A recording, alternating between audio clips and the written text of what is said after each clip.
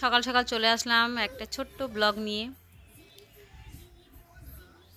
সকালে সব ঘরের কাজ কমপ্লিট করে নিয়ে ছেলে মেয়েকে খাওয়ানো, মেয়েকে স্কুলে নিয়ে যাওয়া, সারা সকালে প্রচুর কাজের চাপ থাকে। আর সব থেকে বড় কাজ হলো এদেরকে খাওয়ানো। ছেলেকে খুব কষ্ট করে খাওয়াচ্ছি, কেননা ওকে একদমই খেতে চাইছে না। টিভির দিকে তাকিয়ে আছে, কার্টুন ছেড়ে দিয়েছি, নাহলে একদমই খেত না। আর কেননা ওর শরীরটা তো ভালো না, ছেলের কালকে একটু জ্বর এসেছিল, ওই জন্য একদমই খেতে চাইছে না। যাই একটু খেত, একদমই খেতে চাইছে না এখন।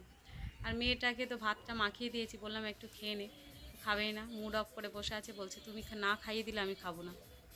এবার এদিকে স্কুলেরও সময় হয়ে যাচ্ছে, কেননা ছেলেকে খাইয়ে আবার চান করিয়ে তারপরে আবার স্কুলে নিয়ে যেতে হবে, ওই জন্য দেরি হয়ে যাচ্ছে। মেয়েকে বললাম যে তুই একটু খেয়ে নে আজকে দিনটা কষ্ট করে, কিন্তু না, তাও শুনছে না। তা বললাম ঠিক আছে, তাহলে তুই বসে থাক, ছেলেকে খাইয়ে তারপরে তোকে খাওয়াবো। অপেক্ষা করছে, ভাতটা সামনে দেখেই যাচ্ছে, কিন্তু খাওয়ার নাম নেই। আমি বলছি আজকে খেয়ে নে, তাও শুনছে না।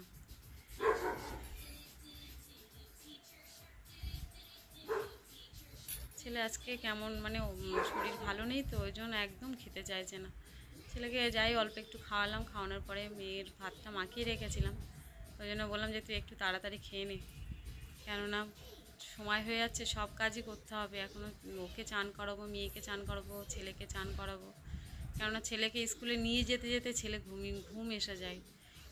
বাড়ি আসার পরেও ঘুমিয়ে পড়ে, যার জন্য আর চান করার সময় পায় না। ওই জন্য মেয়ে থাকতে থাকতে একটু চান করিয়ে নেব, যাতে বাড়িতে তো কেউ নেই যে কারোর কাছে রেখে দুটো কাজ করব, তা তো না।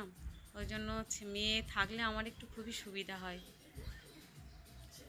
যাই হোক, ওকে খাইয়ে এবার ওদের দুইজনকে চান করিয়ে তারপর নিজে একটু ফ্রেশ হয়ে নেব, কেননা সকাল থেকে নিজের এখনও কিচ্ছু খাওয়া হয়নি, আর দেরি হয়ে গেছে। যাদের বাড়িতে দুটো ছেলে মেয়ে আছে তাদের হয়তো একই ফেস করতে হয় আমার মতন।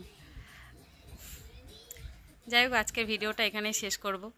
মেয়েকে স্কুলে নিয়ে যেতে হবে তো, ওই জন্য চান করাবো। টাটা, সবাই ভালো থেকো, সুস্থ থেকো, ধন্যবাদ।